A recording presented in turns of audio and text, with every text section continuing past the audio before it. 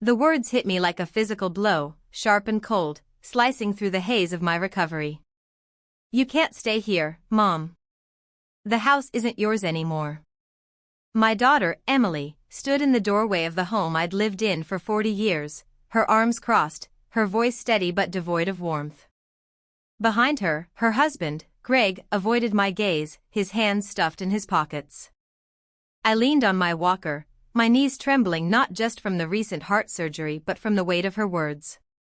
3 weeks in the hospital, fighting to survive a cardiac arrhythmia, and now this, my own daughter, the child I'd raised, loved, and sacrificed for, was casting me out of the only home I'd ever known.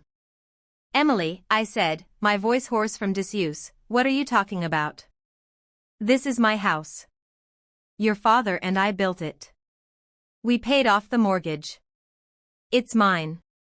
Emily's eyes flickered with something, guilt, perhaps, or impatience, but it vanished quickly. Things changed while you were in the hospital. Greg and I made some decisions. It's for the best. You'll see. For the best? I repeated, gripping the walker's handles to steady myself. The late afternoon sun cast long shadows across the porch of my craftsman-style home in Asheville, North Carolina. The hydrangeas I'd planted decades ago bloomed vibrantly along the walkway, a painful reminder of the life I'd built with my late husband, Thomas. You don't get to decide what's best for me. Let me inside. Greg finally looked up, his face a mask of forced sympathy. Margaret, we've already arranged for your things to be packed. They're in storage. We'll help you find a nice place, a senior community, somewhere safe. Safe. The word felt like a mockery. This house, with its creaky hardwood floors and the kitchen where I'd taught Emily to bake her first batch of cookies, was my sanctuary. It was where Thomas and I had raised her, where we'd laughed and cried, where we'd mourned his loss to cancer 5 years ago. And now, my own daughter was barring me from it. I'm not going anywhere, I said, stepping forward. The walker clacked against the porch steps, each movement sending a jolt of pain through my chest. This is my home. Emily's expression hardened. You don't understand, Mom. The paperwork's already done. The house was transferred to us. You signed the documents. My heart stuttered, and not from the arrhythmia. I signed nothing, I said, my voice rising. I was in the ICU, Emily. I was barely conscious. You gave me power of attorney, she replied, her tone clipped. Before the surgery. For medical and financial decisions. It's all legal. The world tilted. I remembered the stack of papers she'd brought to the hospital, her assurances that they were just for emergencies, just in case. I'd been so tired, so scared, I hadn't read them. I'd trusted her. My only child. You tricked me, I whispered, the betrayal sinking in like a stone. You used my illness to steal my home. We're not stealing, Greg interjected, his voice sharp. We're protecting our future. This house is too big for you to manage alone. You're not well, Margaret. You need to accept that. I stared at them, these strangers wearing the faces of my daughter and son-in-law. Emily, who'd once clung to me during thunderstorms, who'd called me her hero when I helped her through college applications. Greg, who'd charmed me with his easy smile when they married 10 years ago. Now, they stood united against me, their eyes cold with purpose. I'll fight this, I said, my voice trembling but firm. You can't do this to me. Emily's lips pressed into a thin line. Don't make this harder than it needs to be, Mom. We've already moved in. Your things are in storage. We'll send you the address. I wanted to scream, to demand answers, to shake sense into her. But my body betrayed me, exhaustion pulling at my limbs. I turned, slowly, and made my way back to the taxi waiting at the curb. The driver, sensing the tension, opened the door without a word. As I slid into the back seat, I glanced back at the house. Emily and Greg had already retreated inside, the door closing with a finality that echoed in my chest. I didn't cry. Not yet. Instead, I pulled out my phone and dialed the one person I knew I could trust. Lillian, I said when my oldest friend answered, her voice a lifeline across the miles. I need you.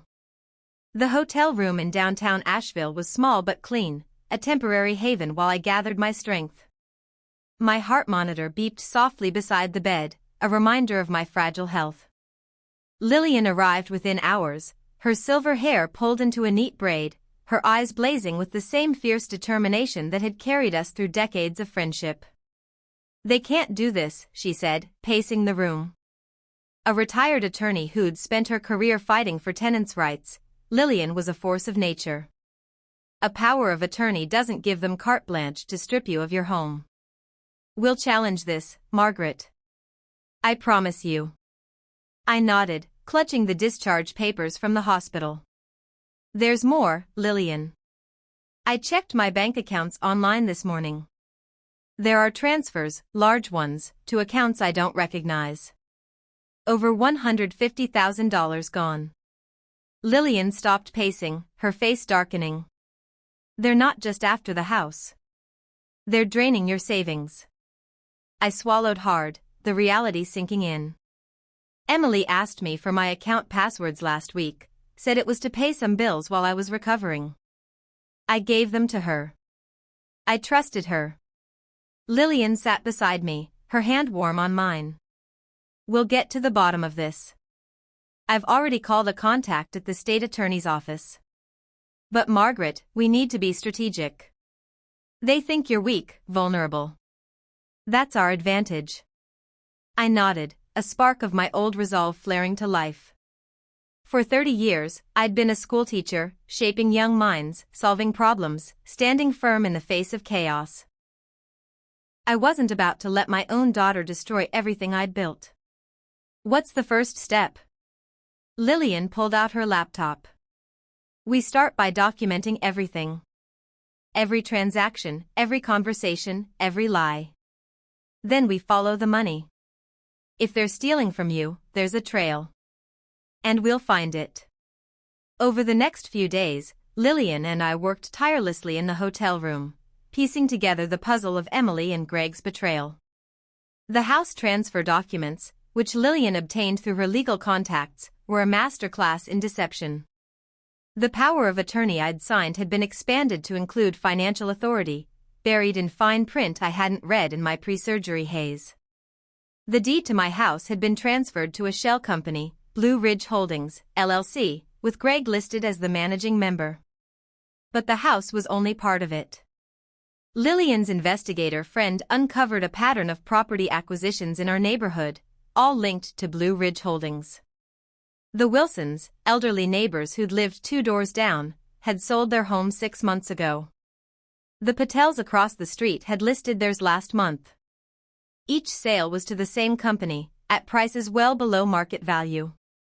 They're targeting seniors, Lillian said, her voice tight with anger as she showed me the property records.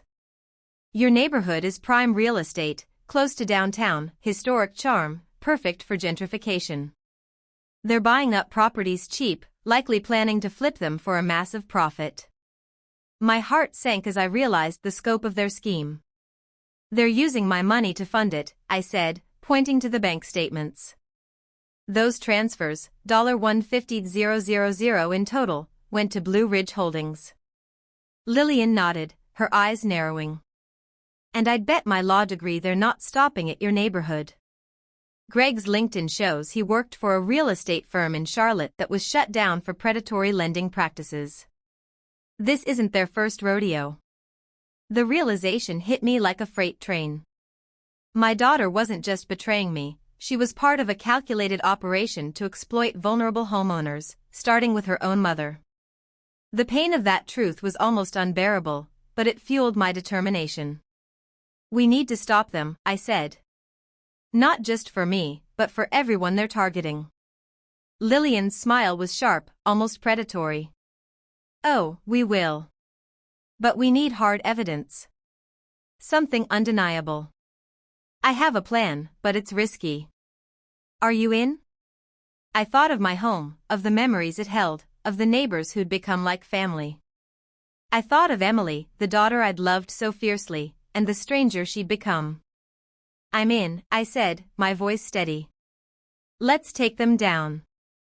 The plan was simple in concept but nerve-wracking in execution. Lillian's contacts at the FBI's Financial Crimes Unit were already investigating Blue Ridge Holdings, thanks to complaints from other neighborhoods in the Carolinas.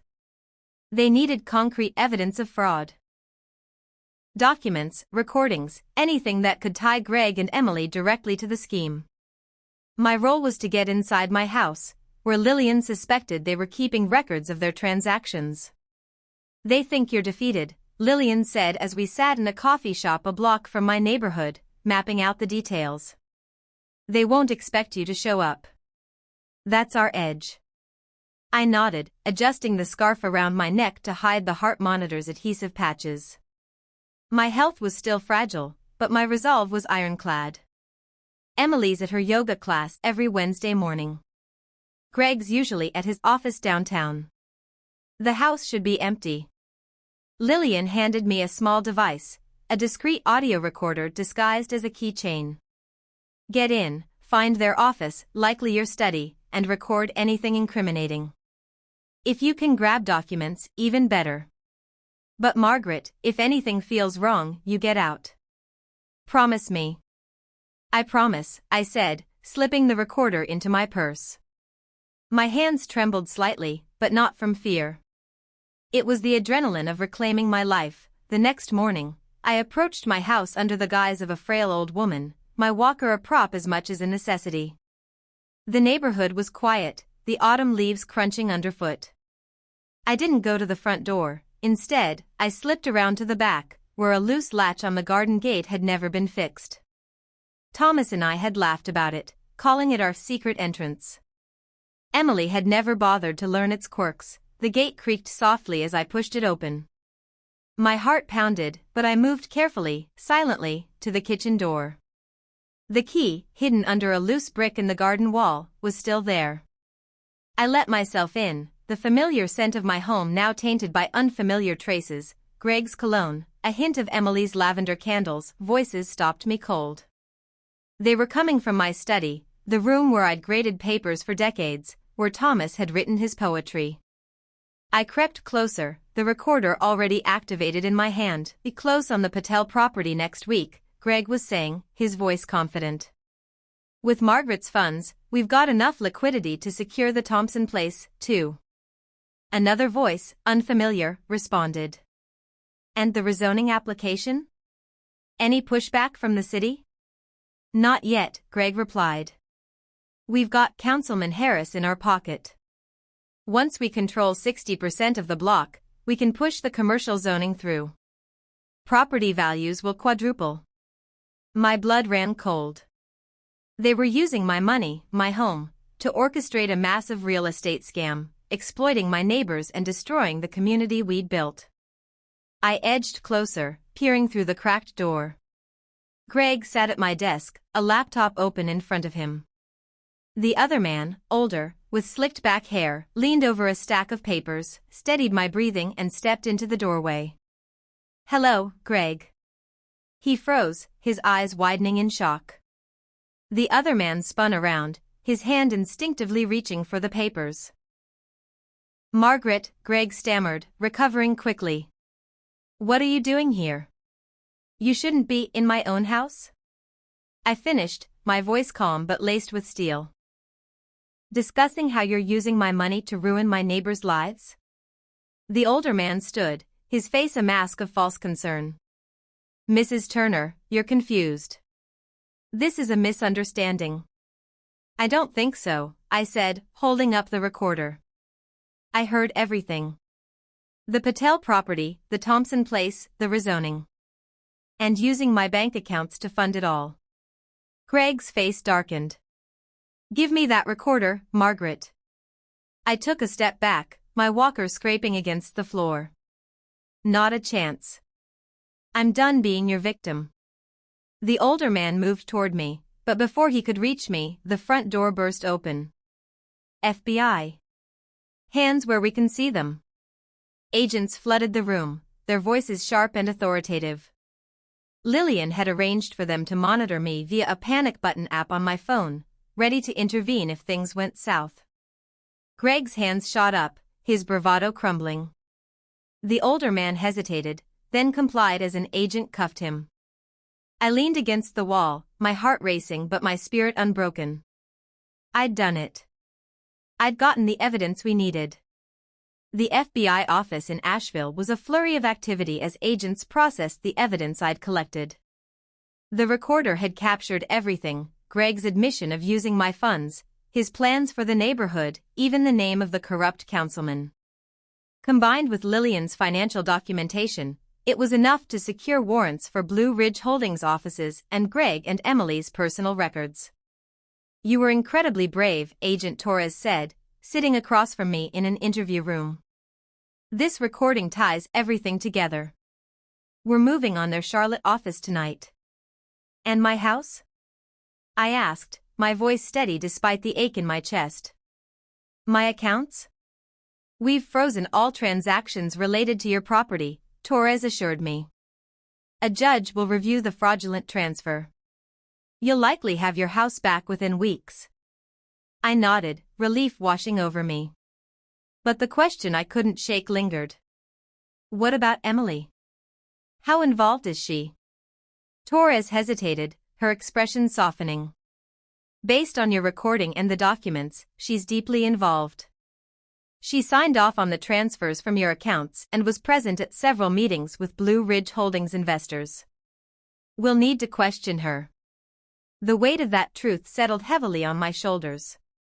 My daughter, my only child, had chosen greed over family. I'd raised her to be kind, honest, to value people over profit. Where had I gone wrong?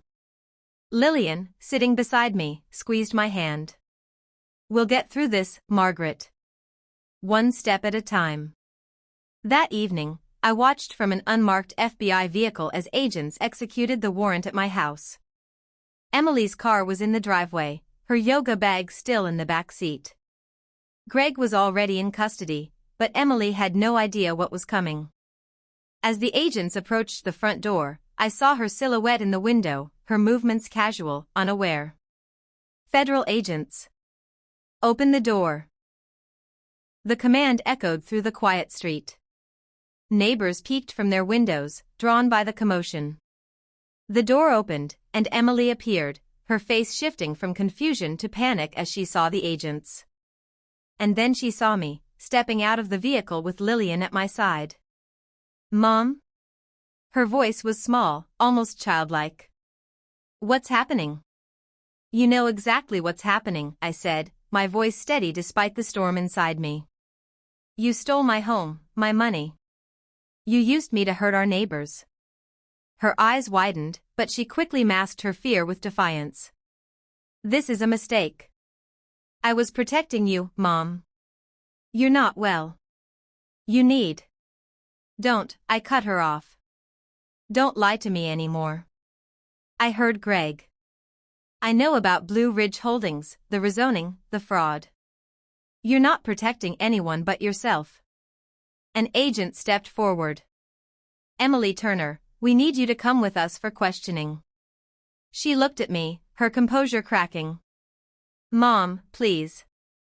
I didn't mean for it to go this far." I wanted to believe her, to see the little girl who'd once run to me for comfort. But that girl was gone, replaced by someone I barely recognized. "You made your choices, Emily," I said softly. "Now you'll face the consequences." As the agents led her away, I felt no triumph, only a deep, aching sadness. My daughter was lost to me, perhaps forever. But I'd reclaimed my home, my dignity, and my resolve to protect others from the same fate. The weeks that followed were a blur of legal proceedings and emotional rebuilding. Lillian and I moved back into my house, which felt both familiar and foreign. The FBI had recovered most of my belongings from storage, but the traces of Emily and Greg's presence lingered: a new rug in the living room, a different brand of coffee in the pantry. I replaced them one by one, reclaiming my space. The investigation uncovered the full scope of Blue Ridge Holdings' operation. They'd targeted elderly homeowners across 3 states, using predatory loans and forged documents to seize properties. My neighborhood was just one piece of a multi-million-dollar scheme. The FBI's case, bolstered by my recording and Richard's testimony from another state, a separate victim who'd come forward, led to dozens of arrests, including Councilman Harris. Emily and Greg faced a litany of charges: fraud, conspiracy, elder abuse. Emily's lawyer contacted me, pleading for a statement of leniency, but I refused. The pain of her betrayal was too raw, the damage too deep. She'd known what she was doing, had planned it for months, perhaps years. Forgiveness, if it ever came, would be a long road. One evening, as I sat on my porch swing, sipping chamomile tea and watching the fireflies, Lillian joined me. "You've been quiet today," she said, settling beside me. "I found something in the attic," I replied, pulling a small wooden box from my lap. Thomas's old letters. He wrote one for Emily, too, before he died. He wanted her to have it when she needed guidance. Lillian's eyes softened. "Are you going to give it to her?" I hesitated, running my fingers over the carved lid. "Not yet. Maybe when she's ready to hear it. If that day ever comes." Lillian nodded, understanding. "You're stronger than you know, Margaret. What you've done, taking on this fight, protecting your community, it's extraordinary." I smiled faintly, looking out at the garden where Thomas and I had spent countless evenings. "I don't feel strong. I feel changed. Like the person I was before all this is gone." "Maybe," Lillian said, "but the person you are now is pretty remarkable." 6 months later, my house was fully mine again, legally and emotionally. The roses bloomed brighter than ever, and I'd joined a neighborhood watch group to protect other seniors from scams. I'd also started a small foundation in Thomas's name, focused on educating elderly homeowners about financial fraud. It wasn't just about healing, it was about turning my pain into purpose. Emily wrote to me from prison, her letters filled with apologies and pleas for reconciliation. I read them, but I didn't respond. Not yet. The wounds were still too fresh, the trust too broken. But I kept Thomas's letter for her, tucked away in the wooden box, a reminder that love, even when tested, doesn't vanish entirely. As I stood in my garden, pruning shears in hand, I felt a quiet strength settle within me. The betrayal had shattered my world, but from the ruins, I'd built something new, a life rooted in resilience, community, and hope. The house that held my heart was mine again, and so was I.